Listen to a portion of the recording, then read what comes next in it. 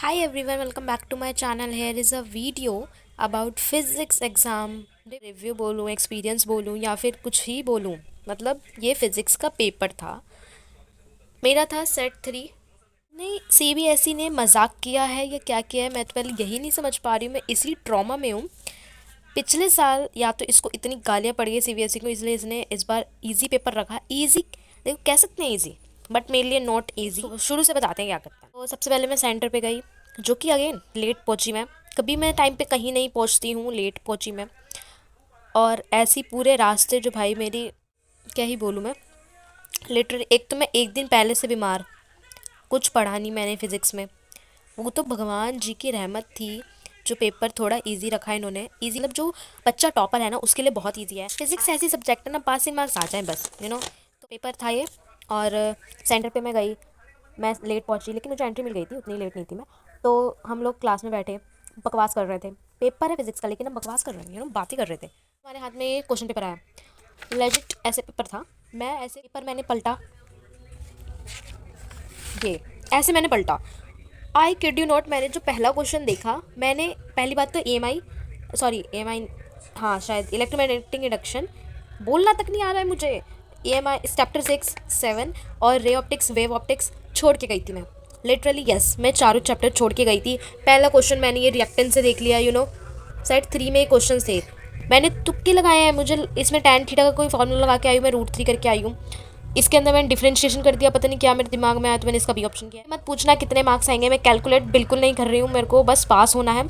मैंने क्वेश्चन सारे अटैम्प्ट किए हैं, जितने सारे क्वेश्चन है ना। तो हमने क्या हुआ, MCQ देखा मैंने, नेक्स्ट पेज पलटा मैंने, देखा मैंने कुछ थ्योरी जैसे क्वेश्चन दिख रहे हैं। 15 मिनट की रीडिंग में मैं ये देख रही हूँ MCQ कैसे है, ईजी है हार्ड है, मैंने ये देखा है पहले।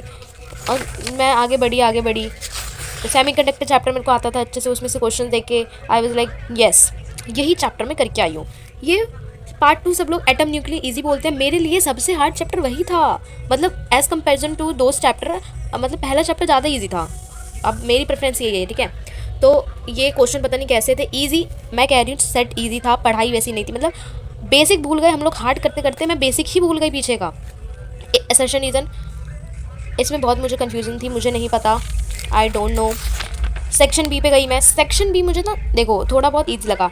ये क्वेश्चन मैं अपने दिमाग से करके आई हूँ, जो सिंपल फार्मूला जो होता है रे ऑप्टिक्स में, उससे करके आई। घर आके मैंने देखा कि उतना ईजी नहीं था जितना ईजी मैं कॉन्फिडेंस एकदम करके आई, आंसर निकाला मैंने। बट देखो जो हो गया वो हो गया। वेव लेंथ का फॉर्मूला मैंने पता नहीं कितने 50 बार घर पे रिवाइज किया था, वहाँ जाके मेरे खोपड़ी में नहीं आ रहा था, मैं दिमाग में ऐसे वो कर रही हूँ कि वेव लेंथ का फॉर्मूला था क्या। और ये ग्राफ मत करना, ग्राफ मुझे आते नहीं थे, मैं ऐसे बना के देख रही थी किस पे ग्राफ इंक्रीज हो रहा है, किस पे डिक्रीज, ब्ला ब्ला। पेपर कैसे ना कैसे निकल चुका है। सब में मैंने, मतलब कहते हैं ना, ये अब ये रजिस्टर क्यों है मुझे नहीं पता था, मैंने इसमें तुक्के लगाए हैं क्यों होना चाहिए। जो राम कहानी होती है ना वो लिख के आई हूँ मैं फिजिक्स के पेपर में। Derivation, most epic part is the derivation. Derivation madam जी ने एक डेरिवेशन नहीं पढ़ी थी और सारी की सारी डेरिवेशन भर रखी थी, वो भी 5 मार्क्स और 3 मार्क्स के क्वेश्चन में। मतलब क्या ही बोलूँ मैं। तो जो डेरिवेशन मुझे नहीं आती थी, मैंने फॉर्मूला लिखा है, चैप्टर से रिलेटेड लिखा है, भाई बस मुझे पास होना है। लिटरली 25 मार्क्स भी आ जाएंगे, आई एम गुड। मैं बहुत सुंदर कह सकते हैं, बहुत मज़ा आ जाएगा, बस मेरे को 5 मार्क्स मिल जाए। ये ये क्वेश्चन अच्छा था, मतलब फिजिकल में एक क्वेश्चन मिला था और इसमें एक क्वेश्चन मिला था, मज़ा आ गया जिसको देख के। और ये क्वेश्चन का समझ नहीं आया ये क्या था, पता नहीं क्या ही था। क्रिस्टोफ लॉ मैंने सुबह सुबह देखा था, जो कि जल्दी जल्दी में देखा था। एज़ मैं बोल चुकी हूँ कि मेरा कल का दिन बहुत बेकार था, मैंने प्रिपरेशन मतलब करी थी लेकिन I am not feeling well, तो मैंने ऊपर नीचे की थी, मैं नहीं ठीक थी। और अभी मैं थोड़ी बहुत ठीक हूँ, क्योंकि पेपर चला गया ना, स्ट्रेस एंग्जाइटी कह सकते हैं। सेक्शन डी का ये वाला जो क्वेश्चन, चुम्मेश्वरी क्वेश्चन कह सकते हैं, क्योंकि मुझे क्वेश्चन आता था। ओके बढ़िया ना, मैंने यहाँ पर जो क्वेश्चन पेपर में लिखा है, रफ बनाया नहीं, मैडम जी ने इस पर लिख दिया, तो एक केस बेस अच्छा आ गया। लेकिन जो दूसरा केस बेस था बहुत ही घटिया था, तो मैंने इसमें सब में तुक्के भेड़े हैं, और अभी मैं पूरी नींद में हूँ, अगर मैं कुछ भी बोलूँ तो मैं समझ जाना, क्योंकि मैं सोई नहीं हूँ बिल्कुल भी। और इट्स सेक्शन ई, सबसे घटिया सेक्शन कह सकते हैं, सब में डेरिवेशन भरी हुई है। ऐसे क्या है मेरे को समझ नहीं आता। पिछली बार सीबीएसई ने एक डेरिवेशन नहीं दी और इस बार पूरी डेरिवेशन ही भर रखी है। मतलब मैं भगवान जी बस मैं यही प्रे कर रही हूँ कि बस पास मार्क्स मिल जाए। हर में अगर एक एक नंबर में मिलेगा तो मैं पास हो सकती हूँ, मुझे लग रहा है। ठीक है ठीक है ठीक है।